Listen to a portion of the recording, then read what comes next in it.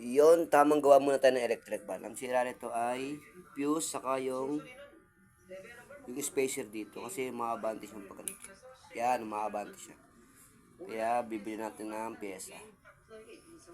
Ito yung sira niya yan, yung fuse na yan. Yun ang papalitan natin. Na pundi yung fuse niya kasi nag-stack up. Nadurog yung pinaka-spacer. What's up sa inyo? Yung good afternoon. Nandito ako sa bilihan ng pyesa ng electric fan. Kuya, pwede pabili yung fuse? Fuse na electric fan. Magkano yung galit? Ito yan sa Dulong Bayan. Kay Sir Yang. Okay ka ba, Sir? Yan yung mabait dito. Yung spacer, baka meron ko dyan. Magkano lang? 30 lang. 30. Yung mapapakabait ni Kuya. Dito ako madalas bumili ng mga pyesa. Dito lang yan sa may Dulong Bayan. Yan. Napakabait. Kaya ang pangalan mo, Kuya? Siren.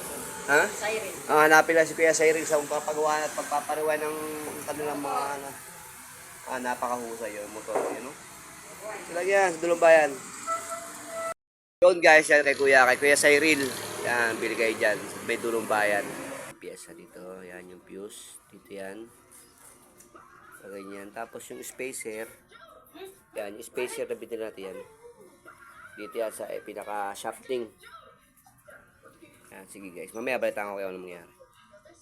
Yun, nakabit na guys. Yan yun. Ito yung fuse. Yan.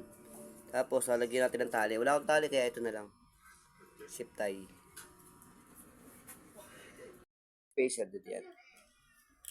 Yan, dito yan. Para hindi gumalaw-galaw yung Yan. Depende na lang sa inyo guys kung ganong katabang ilalagay nyo. Kailangan tangkahin nyo yan. Yon guys, testingin na natin yung ating nagawang electric fan. Kung obra, yon, okay na. Yon, umiikot na. Yon guys, testingin na natin yung ating ni-repair na electric fan. Wala pa siyang wire, kaya rekta muna sa. Huwag yung gagayahin to ha. Rekta muna.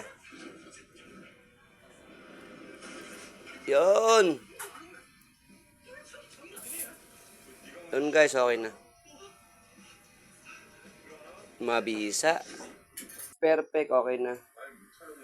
Napakalakas ang hangin. Hindi na siguro mag-stack up yan.